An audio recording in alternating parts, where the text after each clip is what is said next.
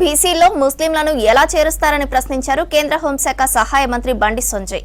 BC సంఘాలు ఏం చేస్తున్నాయని నిలదీశారు. ఎవరి అధికారంలో ఉంటే వాళ్లకు వత్తాసు పలుకుతారా అంటూ ఆగ్రహం వ్యక్తం చేశారు. ఓవైసీ రేవంత్ గ్యాంగ్ కలిసి బీసీలను దెబ్బతీసే కుట్ర చేస్తోందని ఆరోపించారు.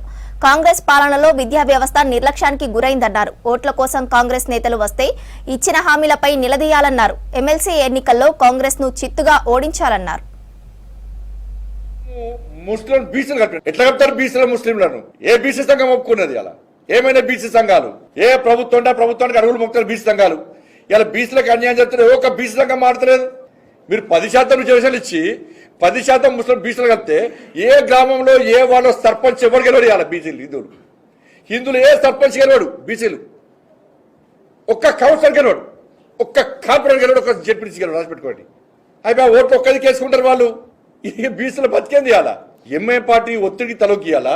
హిందువుల మనోబలు దెబ్బతీసి ఒక జాతికి ఇంకో జాతికి తేడా ఏందో గ్రహించలేదు ప్రభుత్వం. కాంగ్రెస్ పార్టీ ప్రభుత్వం కేవలం ముస్లిం మైనార్టీల ఓటు బ్యాంక్ ద్వారా